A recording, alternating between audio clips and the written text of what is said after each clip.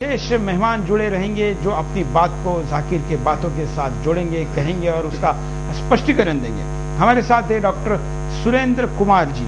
सुरेंद्र कुमार वैदिक विद्वान हैं और आर्य समाज के बड़े कार्यकर्ता और नेता भी है। हमारे साथ आचार्य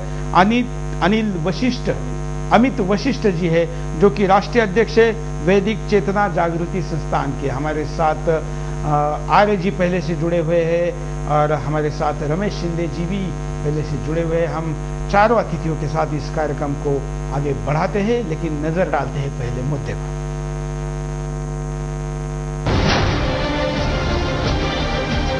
जाकिर नाइक भविष्य पुराण में मुहम्मद शब्द के उल्लेख होने की बात करता है। भविष्य पुराण के तीसरे अर्थात प्रतिसर्ग पर्व खंड 3 अध्याय 3 के श्लोकों में मुहम्मद शब्द का उल्लेख किया गया है। ये दावा जाकिर का है, लेकिन हम आपको यह सच बताएंगे कि जाकिर का ये दावा कितना खोखला और झूठा है।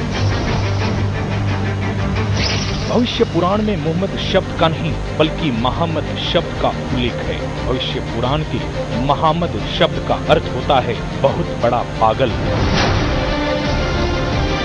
इस पुराण में महामद को राक्षस भी कहा गया है।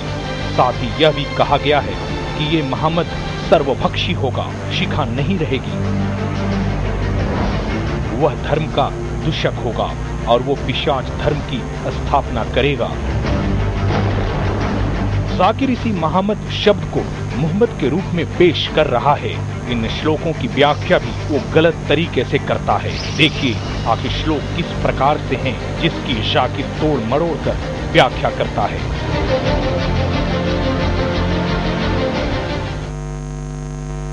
तो हम वेदों के कुछ आपके सामने जो जाकिर ने उल्लेख किया है उनको दिखाएंगे और साथ साथ में हमारे साथ जो विद्वान है उसके ऊपर बात करेंगे। मैं एक एक करके वीडियो चलाने के लिए कहूंगा कि जिसमें जाकिर वेदों की कैसे संदर्भ देता है और हमारे यहाँ पर बैठे विद्वान उसका उत्तर देंगे। When Sri Ram, when he sees Parusharam, he tells his wife Sita that Parusharam, he is our elder. You cast thy eyes and draw the veil. So Sri Ram tells his wife Sita that when an elder comes, you should draw the veil and look down.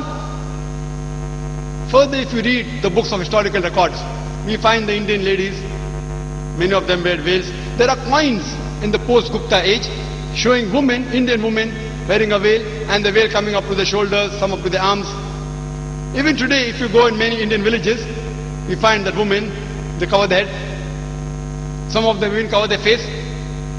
So here we analyze the modesty level of women in Islam and Hinduism is the same, that they have to be covered up.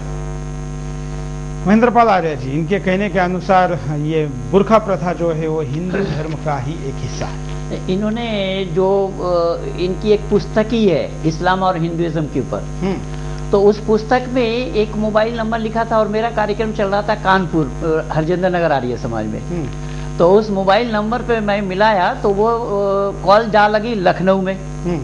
तो लखनऊ वालों से मेरी बात हुई और मैंने कहा कि भाई इस मुसन्निफ से हमें बात करनी है, यानी लेखक से। तो बोले क्या है आप बताइए। मैंने कहा इस्लाम और हिंदुइज्म इन्होंने दोनों को एक बोला है और दिखाने का प्रयास किया है।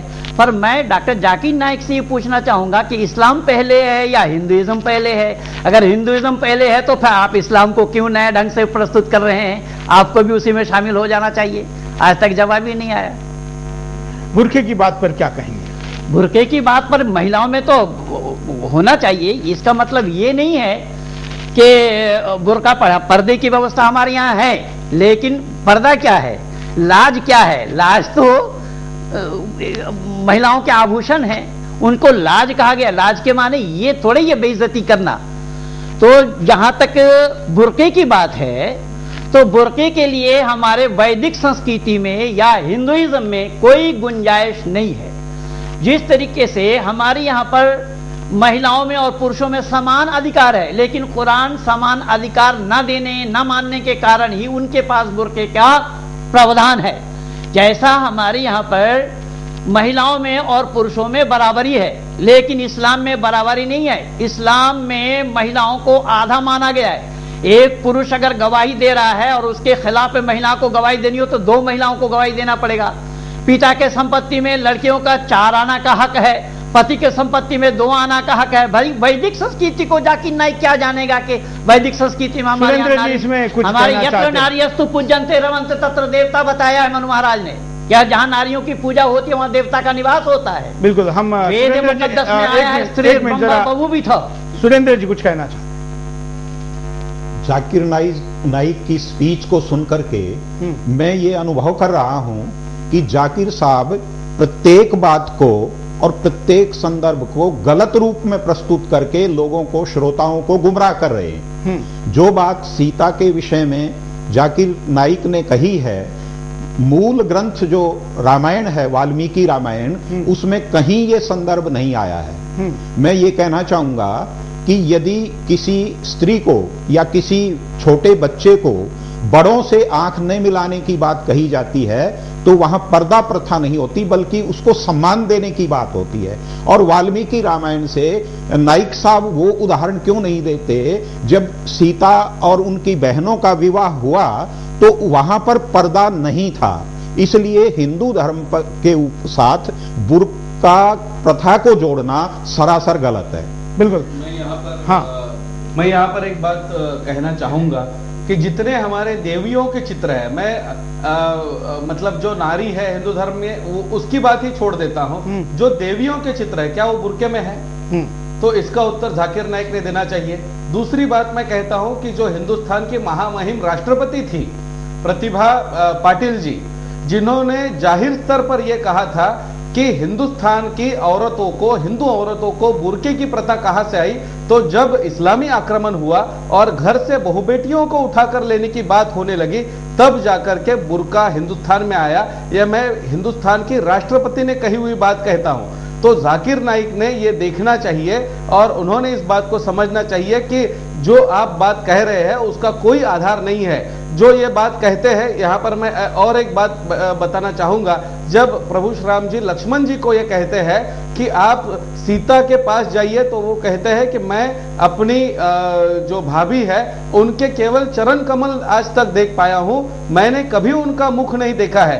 तो ये यहां पर जो इस्लाम में या जो जाकिर नाइक कहते हैं कि आदमी की नजर बुरी होती है उसके लिए बुर्का होना चाहिए, हिंदुस्तान में तो आदमियों को बताया गया है कि मतलब आपको स्त्रियों के साथ व्यवहार कैसा करना चाहिए, तो यहां पर बात ही नहीं आती है।